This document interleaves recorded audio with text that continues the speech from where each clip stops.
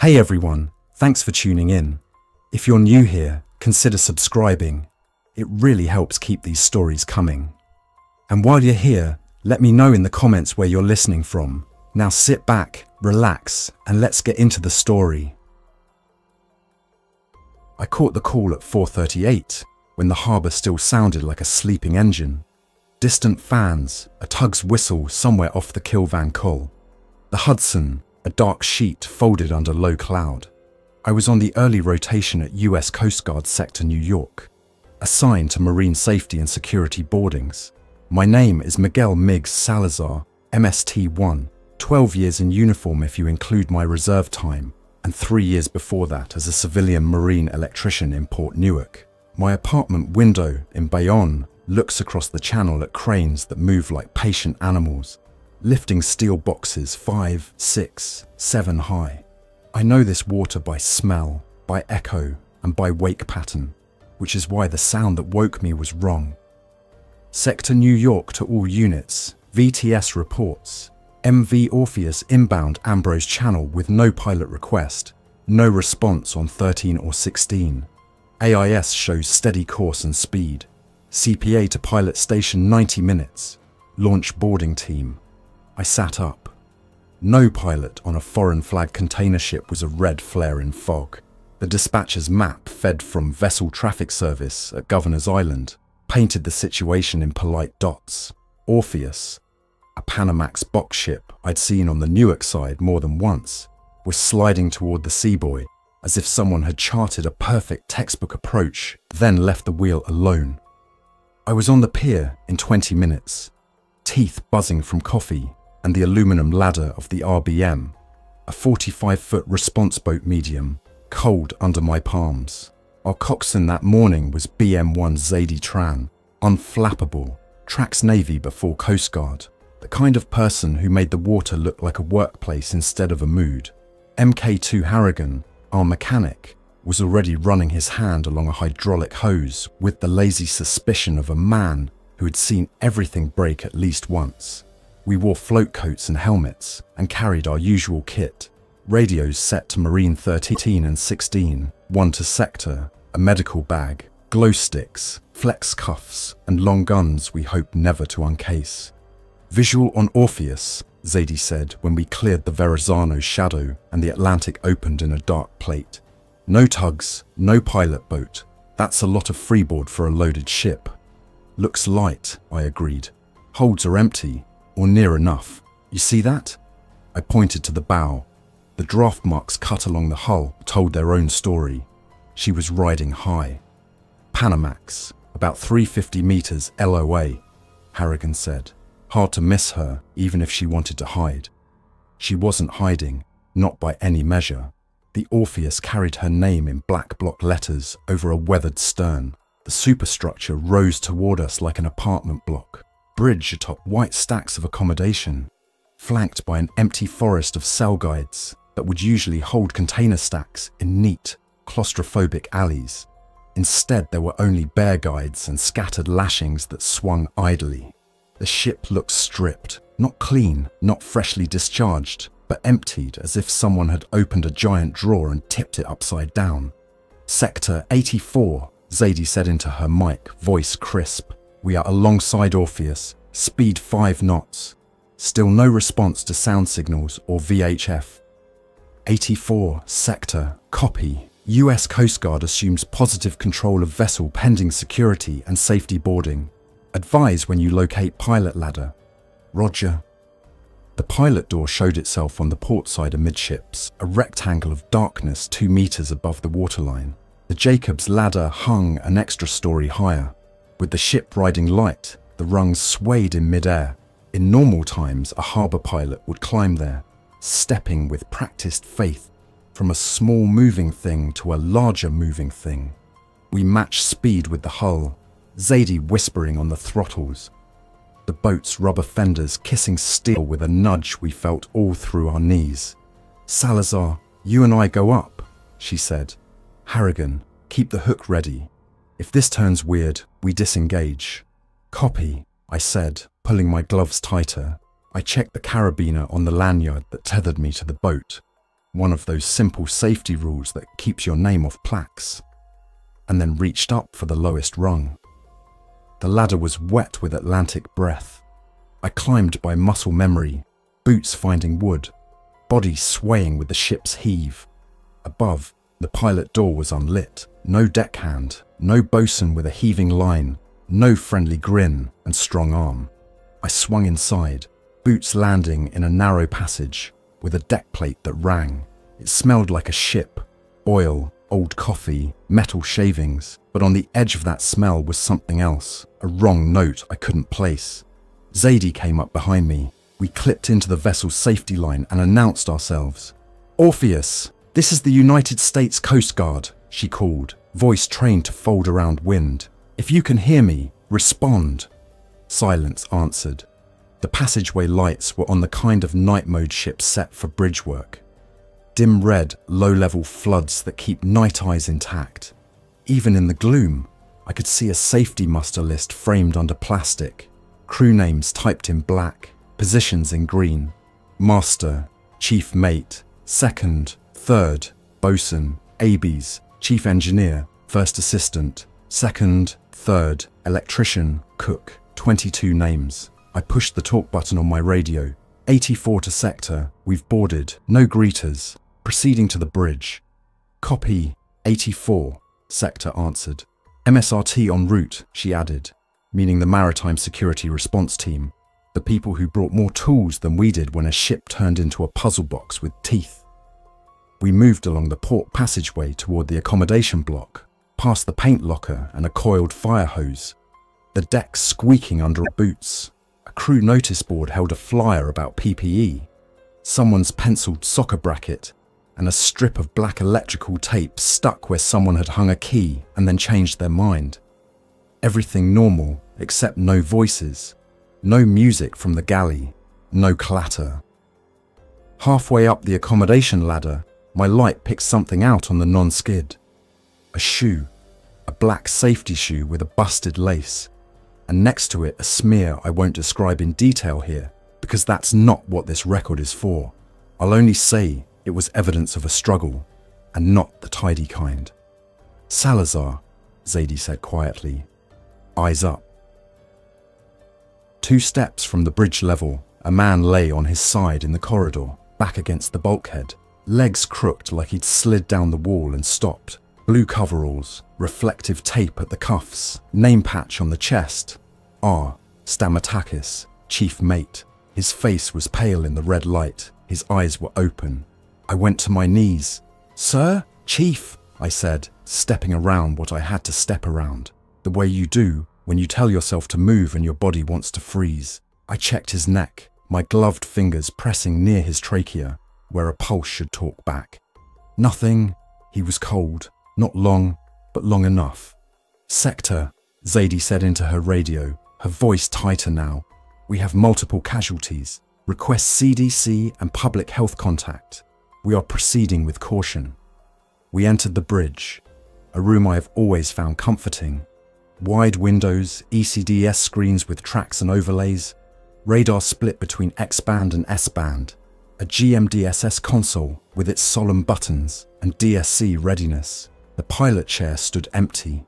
The engine telegraph showed ahead at 10 knots. Autopilot traced a straight green line across the chart from the Seaboy to Ambrose Channel, like a finger on a map drawn by someone who believed in rules. "Who set this up and walked away?" I muttered.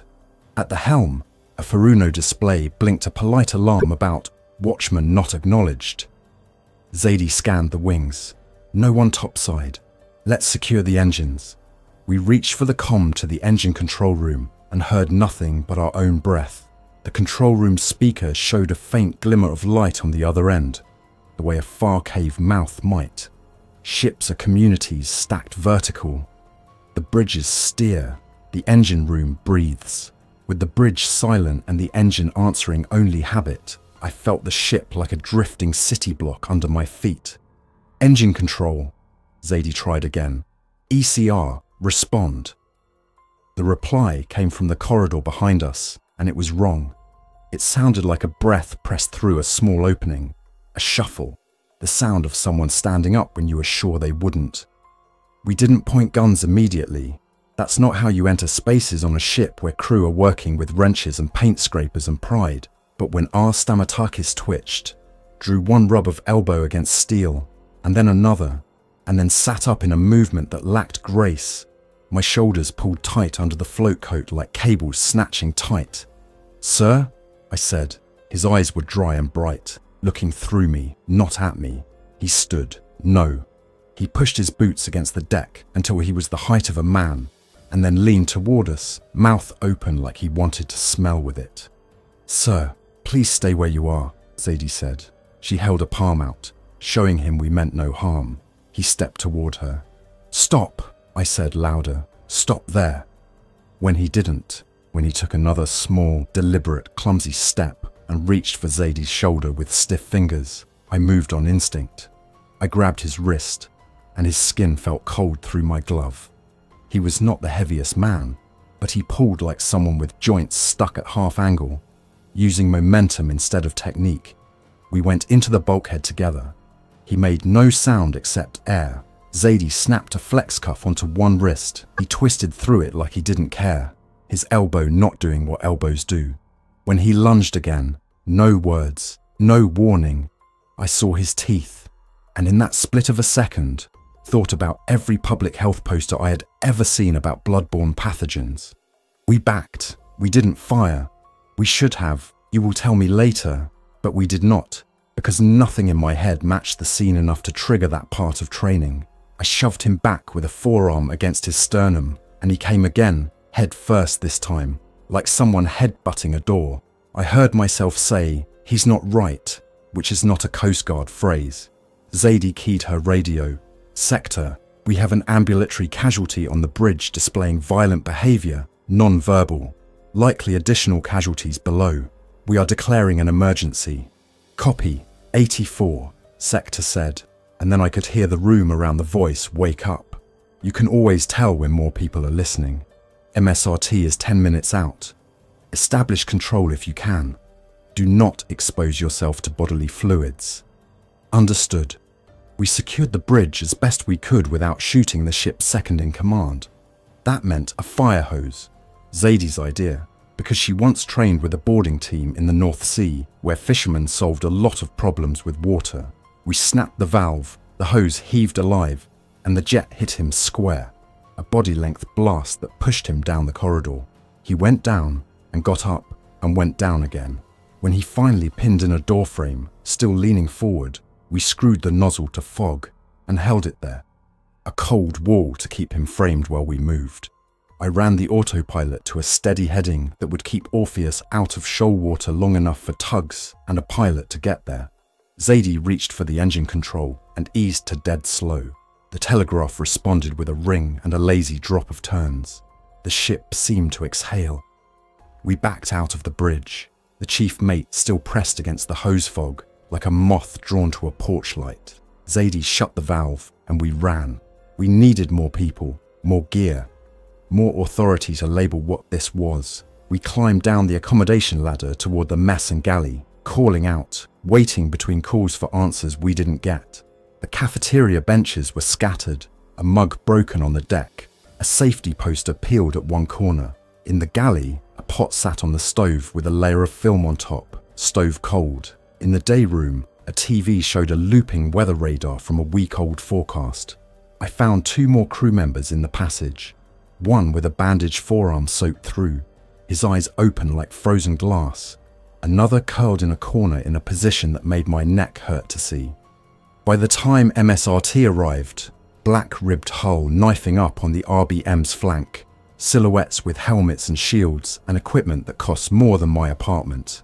The sky was grey enough to paint the water, and the Verrazzano in delicate pencil. "Sector New York," their team lead said on the ship-to-ship. "MSRT boarding. Advise, treat all unknown persons as potentially violent. PPE up." We masked, gloved, gowned, visored, awkward, but better awkward than injured. MSRT moved like a single idea with many hands. They cleared the accommodation, the engine room, the steering flat. I remember seeing a CO2 release cabinet sealed and intact, No fire had happened. Whatever this was, it wasn't smoke. And the ECR manned by no one living. 6 bodies, then 10. Some lay as if asleep, others as if they had fallen mid-run. Then the chief mate came again. He had found stairs. He had found us. They engaged him with the sort of reluctant precision that good people use when good choices are gone. A beanbag round first, centre mass, backed by a shield. When that didn't stop him, and he reached with both hands to pull a man into his grip, the team lead gave the command we all hate to hear inside steel walls. The shots were deaf in the corridor. They were controlled. They were justified. And they were a small point in a long argument the world was about to have with itself. Sector, the team lead said a few minutes later, voice steady with effort. The ship is secure. We have multiple deceased, cause unknown. Several bodies show signs of attempting to move after presumed death. We've had contact attempts by persons with no verbal response and extreme aggression. We are declaring a hazardous condition under 33 CFR. We need CDC and DHS on deck, and we need to keep this vessel away from the berth until we know what we're dealing with. By then, the first tugs had nosed up. The Dorothy J, paint-scarred, her captain's face a rectangle in a window. A harbour pilot, old school, calm as a park bench, came alongside in his slicker and refused to board until he saw helmets with USCG and police on them. Smart man.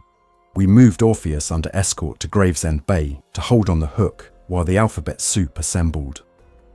From the anchorage, I could see Brooklyn waking, kitchen lights in Bay Ridge, a bakery sign flicking to life, the belt of traffic like a string of fireflies. Staten Island's hills caught a bar of early sun.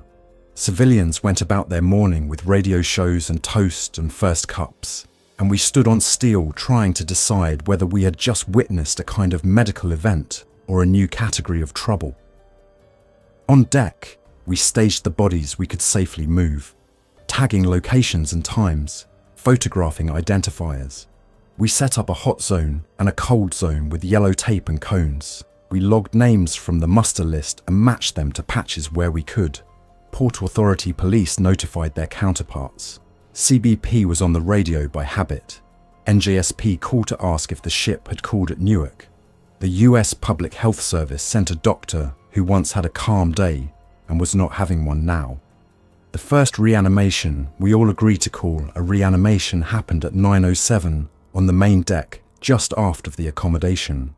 The body belonged to motorman K. Gyamphi, according to a laminated ID clipped to his coveralls. He had been staged respectfully on a pallet under a tarp. The tarp moved as if a cat had crawled in. Then it moved again. When we pulled it back, Mr. Gyamphi's chest rose. Then his eyes opened. Then he grabbed for the nearest wrist with a speed that violated everything we had seen since dawn. We intervened. We tried every non-lethal discouragement we had handy. Voice, presence, shield, baton. Even a pep spray we carry for dogs and the odd belligerent. He did not react as a living man reacts. When he bit, he did it like a machine. No warning, no threat display, just a clamp. The team ended it the way they had ended it before, and everyone who held rank on that deck felt the weight of it settle on the next rank up. Spread of unknown agent, the public health doctor said, face white under his visor. Possibly bloodborne, possibly salivary, possibly both. We need quarantine, contact tracing, and lab support, right now. Quarantine on a ship in an open harbour is part policy, part theatre. You can tape and post and guard, but water ignores tape, and people will be people. By 11 o'clock, news helicopters circled like gulls. By noon, rumours outpaced us. Radio hosts were playing at virology. A Staten Island blogger said the Coast Guard had captured a ghost ship. Someone else said it was a training exercise. My phone pinged with a text from my sister in Elizabeth. What's going on? Are you okay? I typed, I'm safe. Stay inside. I meant it. The first spread to land did not come from what you'd expect. A dramatic boat chase or a panicked mass escape. It came from a routine we had done 1,000 times. A contract launch service put 2 civilian techs aboard to look at an issue with the auxiliary generator. Authorized, cleared, escorted. One of them, a man older than my father, slipped on a wet stair tread on D-deck and scraped his forearm on a gusset. Little thing. He swore, laughed, and showed me the scrape. My tetanus is up to date, he said, and waved off the medtech's offer to wrap it with more than a strip of steri tape. 2 hours later, that same man leaned with one hand against a stanchion outside the mess, while I briefed the pilot on revised traffic lanes. The tech's eyes were glassy. He was sweating. "You good?" I said. He looked at me with a wondering expression, like he'd fallen into a story he didn't understand, and went straight for my throat. We had distance, we had training, we did not have enough warning. The medtech caught the brunt of it on a forearm guard and backed fast. I drove the man into the bulkhead with my shoulder and pinned him with a shield, and for 3 long breaths, felt him pushing as if the shallow scrape had burned away fatigue and replaced it with simple insistence. When he went down, we restrained him. We used the word exposure out loud and wrote it in the log. The doctor took a swab with trembling hands. I asked where the other tech was. We found the other tech in the boat deck stairwell, sitting with his back to the wall, listening to the sound of the harbour. He turned his head slowly when we spoke his name. He did not speak back. By mid-afternoon, CDC had set a command post at Fort Wadsworth on Staten Island, inside the Coast Guard compound. A CBRNE team parked their van where I used to jog on lunch breaks. They wore suits and masks and looked like the future looked in the 1980s. Port Newark Elizabeth Marine Terminal had a cordon across lanes that were normally so busy the gantry cranes never stopped, and the guys I used to work with, longshoremen with cranes in their shoulders and pragmatism in their eyes, stood behind yellow tape and watched the bridge of a ship as if it were a volcano. "Do not berth her," a CDC field lead said, holding a phone to both ears. "Whatever we think we can do beside a fence, we can do better at anchor." We did not berth her, but trouble is not a well-behaved passenger, and it rarely exits where you expect. That evening, a Port Authority police cruiser parked at the edge of the Bayonne side, near the global terminal, to keep onlookers from crowding the water. 2 officers got out to speak to a couple who were filming on their phones. The officers were doing the calm talk, the "folks, we need you to move back" script that preserves people's dignity. From behind, a man in a blue coverall walked up the path. He had come from somewhere on the terminal, a maintenance shed, a bathroom, a dock where launches tie up and workers trade jokes. He walked like he had a blister on one foot, and it irritated him more than pain could. One of the officers turned to address him just as he reached for her arm. The motion was fast, a closed circuit. Her partner reacted with crisp training, moved to break the grip, and then stumbled as the man leaned in with sudden weight. The partner tried a control hold. The man twisted. The partner went down, struck the curb with his knee, and cried out, and the couple filming shrieked, and everything in the scene tilted from ordinary to wrong. We found out later the man in blue coveralls had been an OSHA contractor who had ferried out to Orpheus earlier with the launch techs to evaluate a handrail on D-deck near the engine room. He had taken his lunch at the terminal cafe at 13:20 and joked with a cashier about overtime. At 18:40, he had nobody home behind his eyes. The radio tones that raced across agency channels when the officer called "Officer needs assistance" dragged half of Bayonne, Jersey City, and the Port Authority into the same script. By sundown, there were light bars in all directions and a helicopter winking its searchlight like a curious star. The New Jersey State Police Marine Unit moved a boat into the channel to keep recreational traffic out. The USCG stood Orpheus off with 2 cutters now, not 1. I was on the pier of the RBM when my phone buzzed again. It was my sister, Anna. "Miguel, something's wrong at the hospital," she said, voice low, the background full of beeps and movement. Anna is a nurse at Trinitas in Elizabeth. Security just called a lockdown off the ED. A man attacked an orderly. No drugs on board, no history, just like an animal. The police are outside. Stay on the unit, I told her. Do not go down there. Wear the eye shield. Do you hear me? I hear you, she said, steady as a metronome. Tell me you're not on that ship. I'm not, I said, which was true at that exact moment and a lie in spirit. Lock your door. She hung up to do the right thing, because that's what she is built for. I looked across the water at cranes that had lifted half the world's goods, and I felt the tilt of it. How logistics depends on people moving in ordinary arcs. How quickly a single variable can jam the equation. On the Staten Island side, Fort Wadsworth lit up. The CDC tent glowed like a lantern in a storm. I took a run across on a base truck with an MSRT liaison to join the joint briefing. The room smelled like coffee and printer toner and the polymer of new Tyvek suits. The incident commander, a deputy sector commander with a face like granite, ran the meeting with the trifold calm of a person who knew how to run a mass casualty drill and hoped he'd never use it for real. Sirs and ma'ams, the public health doc began. What we've observed is a cluster of acute behavioural changes following death or apparent death, accompanied by extreme aggression and no verbal response. We have indications of transmission via bites, and possibly contact with fluids. We have one known case of onset following a superficial skin break that occurred aboard the vessel and at least 2 incidents ashore. This is not rabies as we know it. Incubation is far too short. We cannot advise on exact pathogen until labs return. Containment priorities, the IC said, pen tapping. Restrict movement to and from the terminal, the CDC lead replied. Advise hospitals to treat bites as exposure, isolate aggressively symptomatic patients, and employ restraints with law enforcement assistance. Establish quarantine for all personnel who have boarded the vessel or had close contact with exposed personnel. What about the bodies aboard? Someone asked carefully, as if words themselves might alter them. They are not staying bodies, the doctor said. Treat them as potential sources of further exposure. This is an unprecedented situation, and we will update recommendations as soon as we can. On my way out, I passed a second staging area for PPE and a table where a chaplain sat with hands folded.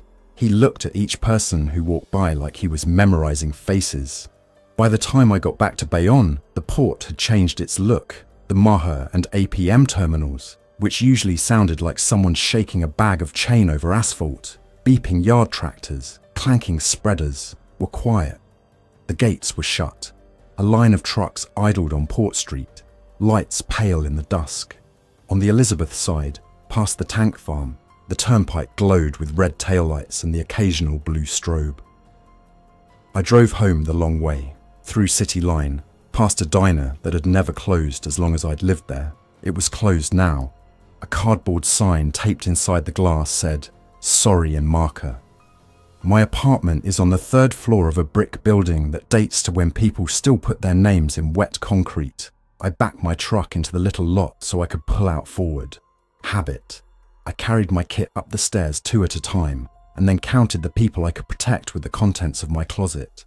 My closet held one Mossberg I'd inherited from our father, a lockbox with a 9mm, my department authorized for off-duty carry, 3 boxes of ammunition, a coil of rope, a box of old cokes, and a reefing knife from a job when I was 21 and thought ships were romantic. I checked the Mossberg's chamber, checked the lockbox, put both out of sight of the windows, and sat on the bed with my phone in my lap and my radio on the nightstand. At 21:12, Port Authority put the airport under a soft security posture.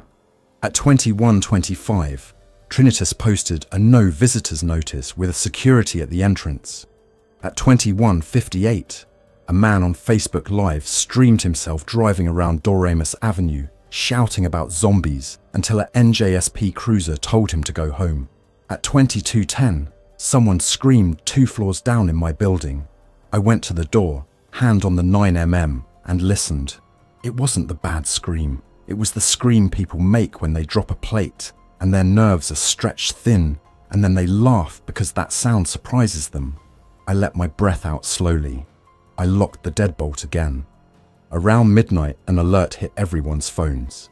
Public safety alert. Avoid Port Newark Elizabeth area. Report unusual aggressive behavior to 911. If you have been bitten by a person displaying unusual aggression, seek immediate medical care. Do not approach. It was plain. It was good advice. It was also a gentle way of asking a city to change the way it thinks about people and proximity. I slept badly for patches. In between, I dreamt the familiar dreams, waves under steel, ladders that swung, my father tying a bowline with one hand and teaching me to never get between a line and a bollard. When I woke at 4 o'clock, I could hear, under the ordinary sounds of a refrigerator hum and neighbour shower, the distant rotors of a helicopter that had not gone home in hours. Dawn came colourless. My phone showed a dozen unread texts. You good? You seeing this? A link to a video from Jersey Gardens Mall where security had tackled a man who had tried to bite a cashier. A UHF scan produced a handful of codes and acronyms, and the word barricade 3 times in an hour in 3 different places. I pulled on my uniform and strapped my radio. On the street, the air tasted burned from too many diesel idols and helicopters performing the same circle. I drove toward the kill van call, toward work, toward the water. I told myself that water is a boundary that knows how to hold a line. At the base gate, Zadie met me, her jaw set in a way that said she'd seen something new. They're bringing Orpheus closer, she said without preamble. We need to stage for a worst case at the birth. We're not birthing her, I said. We weren't, she replied. Now they want the quarantine birth at Howland Hook, less traffic, easier to secure. CDC wants controlled access. How's your arm? I asked, because there was a bandage peeking from under her sleeve. Bruise from the shield, she said. You? I had a near miss, not a bite, I said, hearing how I said it, like I was reminding the air. Anna says the hospitals are holding for now. For now, Zadie echoed. Then she handed me a thermos like an order. We're on the water in 5. On the way out, we passed a Fort Wadsworth parking lot turned into a staging area. A Coast Guard MH-65 lifted with a clatter of rotor wash and a smell of jet fuel that filled me with both dread and home. A line of ambulances stood with their backs open like mouths, waiting. A city bus commandeered for personnel moved like a patient animal under too many wires. We ran east under the bridge. The Narrows looked calm, as if it had no interest in our problems. On the far side, the Howland Hook terminal bristled with cranes that cursed with slow grace. A floating boom glowed orange in a rough circle where they wanted Orpheus. It wouldn't stop a soul determined to cross, but it would slow a skiff and make a camera think twice. We met Orpheus with 2 tugs and a pilot who had seen more strange birthings than most priests see confessions. He made a show of professionalism, but his eyes flickered. The line handlers wore double gloves and full face shields in the august heat. The ship's heaving lines came down like tired snakes. We caught them, walked them to bollards, and set brakes on mooring winches that complained. Steel met steel with a noise that whales might call music. Orpheus was home, if a quarantine berth could be called home. Keep the perimeter tight, the IC said over a channel set aside for the operation. No one steps aboard without clearance. No one steps off unless they're in cuffs or a bag. And for the love of all that keeps this city upright, do not let curiosity bring the whole neighborhood to the fence. Curiosity is undefeated in long runs and short sprints. People came to see. They leaned on the chain link along Richmond Terrace and pointed. Someone flew a recreational drone until an officer with a patient voice asked them not to. News vans lined the curb. A boy with a bicycle helmet asked his mother if there were pirates on the ship. She told him no, that pirates were a different channel. At 10:32, Mar Terminal on the Newark side called sector with a breach in progress. We've got 3 intruders inside a container stack, the foreman said, voice high and crackly.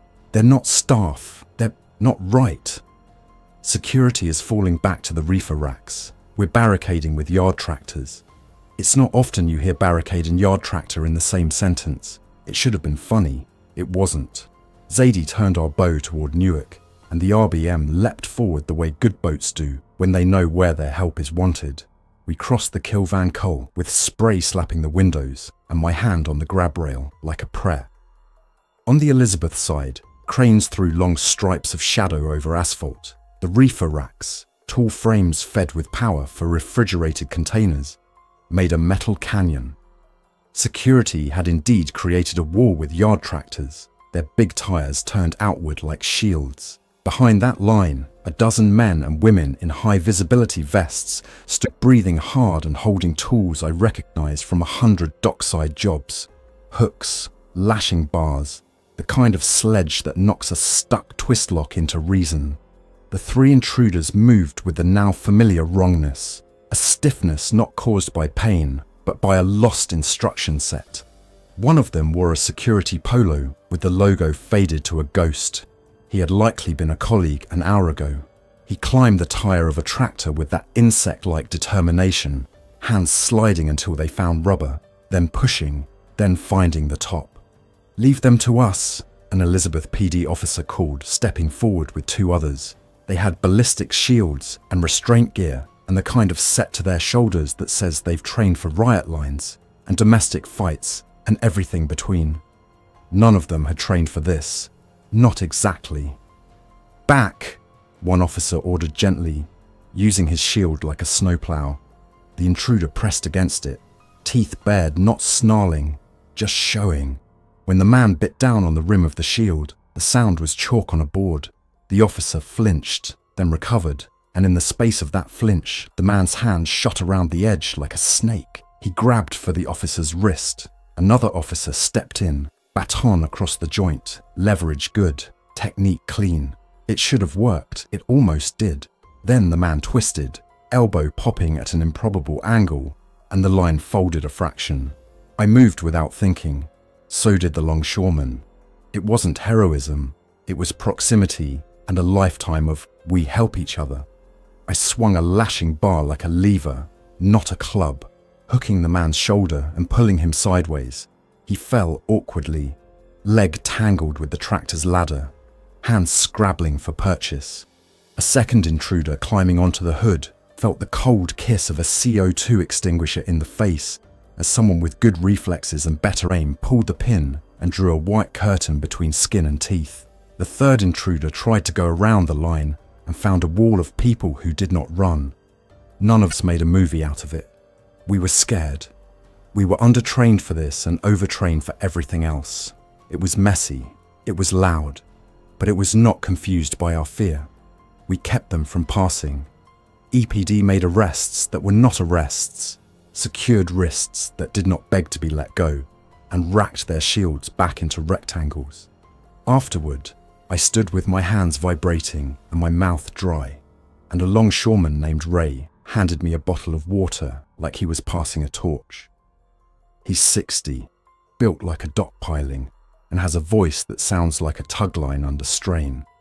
"I don't scare easy," he told me, not boasting, just stating, "but that ain't any kind of brawl I've ever seen. You see the eyes?" "I saw," I said. "What is it?" he asked. "Something we don't have a pamphlet for," I said. "Ray, go home, please. Tell your crew to go home and stay there." "I got a son who works nights at the turnpike tolls," he said, like he had not heard me, like his mouth had asked a different question. "I'm telling him to call in sick and keep his door locked." "Do that," I said, "and if anyone tries to come through that door who doesn't answer to his name, he should not open it." Ray looked at me, read what I meant, and nodded once. "You too, Coast Guard." Around noon, a Coast Guard cutter sounded its horn twice at Howland Hook. The sound rolled across the water and into the bones. Someone had attempted to breach the boom with a small skiff, the operator unresponsive to hails. They'd intercepted. The skiff's operator had been found catatonic, eyes open, pulse racing, teeth working against his own mouthguard like a man trying to disassemble a lock with his molars.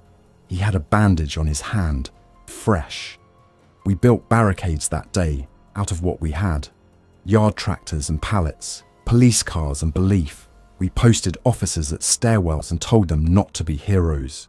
We ran PA announcements in English and Spanish, asking workers to return to their vehicles and leave the area calmly. We escorted staff to their cars in groups and told them to drive home by routes that avoided the hospital because traffic there now moved like glue. We coordinated EMS staging and then told EMS to hold until the scene was secure and meant it. At sunset, I stood at the edge of the water on a bollard with paint rubbed to metal and watched the sky turn that bruised purple that makes cranes look skeletal. The Orpheus listed a degree, a subtle lean I hadn't seen earlier. On her deck, shapes moved inside the containment perimeter, controlled by men and women with shields and patience, and the grim certainty of people who tell fear it can have their sleep later. I thought about the word empty in that first call, how they said Orpheus returned empty, and how empty to a port is a complicated word. An empty ship is lighter, faster, cheaper to berth, but an empty ship can be the heaviest thing in the world if what's missing is the part that answers when you speak. I called Anna. "You safe?" I asked.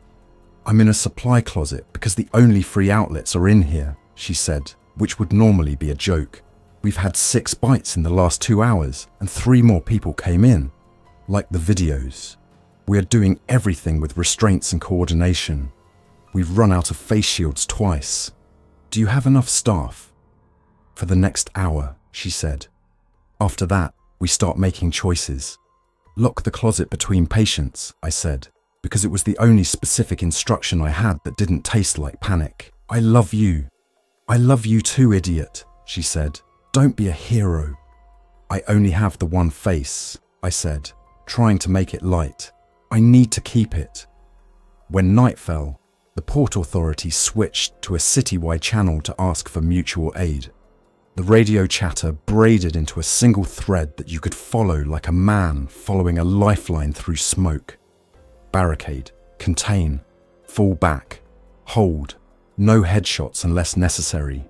A note for a commander who wanted the right things documented.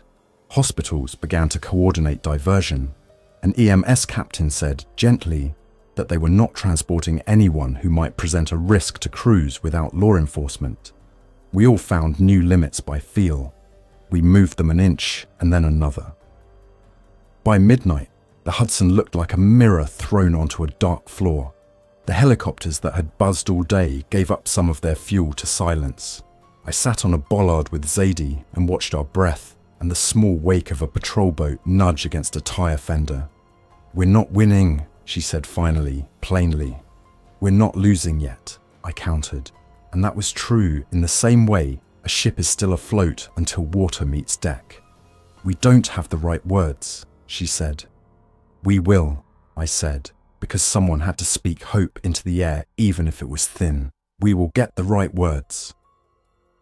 At 2:11, a mayday came in on Channel 16 from a tug pinned at the Bayonne Bridge, after a man had walked off a maintenance platform and into the wheelhouse glass.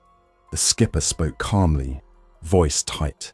"We have an injured deckhand, possible exposure. We are barricading the wheelhouse. Request law enforcement at the pier." The word barricade again, the word wheelhouse.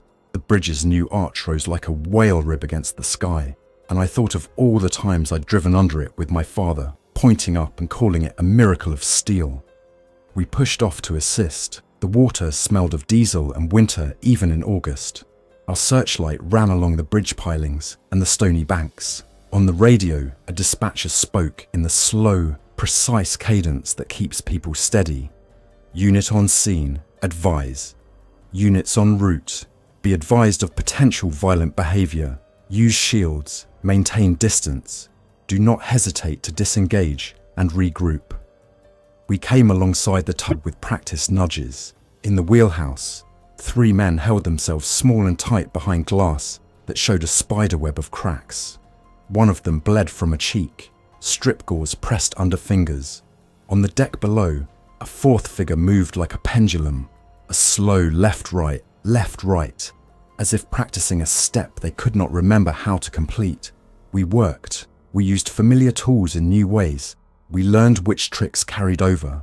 Water as a wall, shields as levers, words as marks on the map more than roads. We saw, again, the thing no one wanted to say out loud. The crew of the cargo ship Orpheus had not vanished quietly.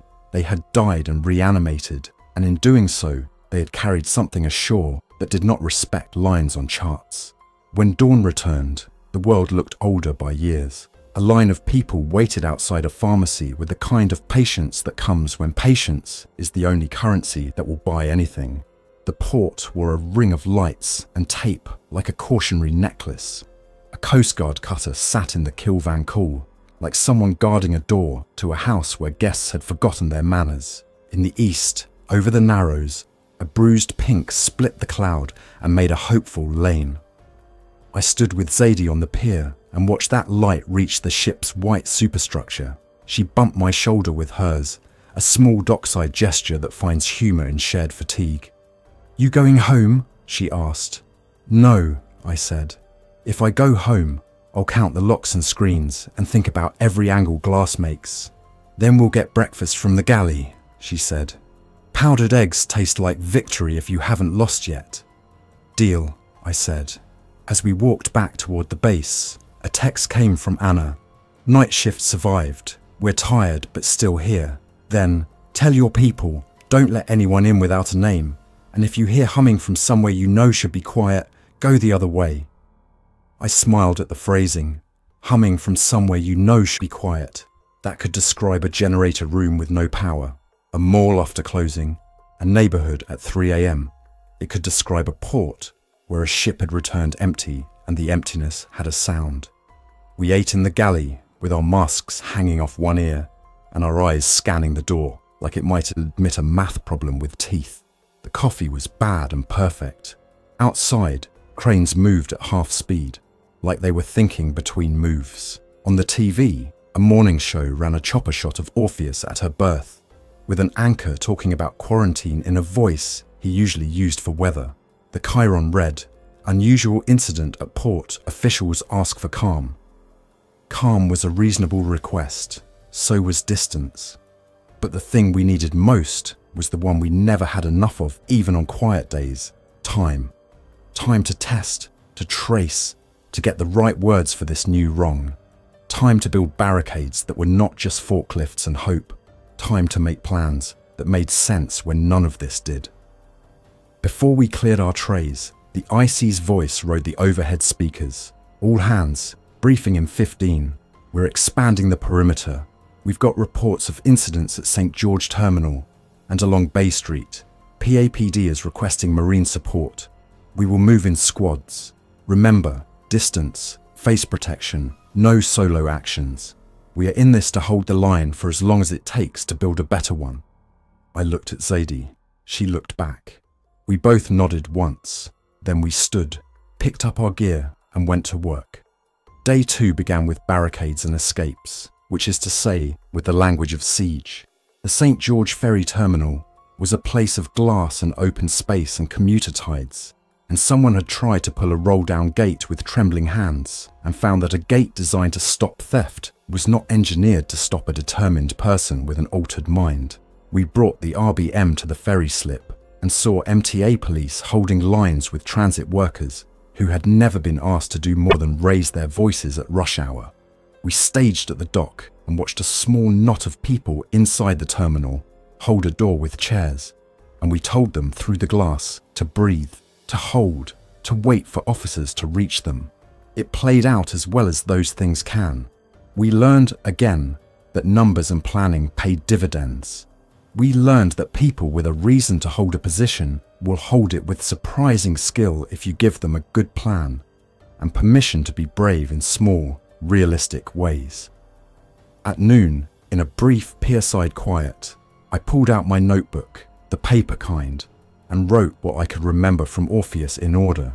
It looked like an equipment list at first. EC disalarm, autopilot engaged, chief mate ambulatory, beanbag ineffective, CO2 fog effective as barrier, bite transmission likely, no response to voice, no self-preservation.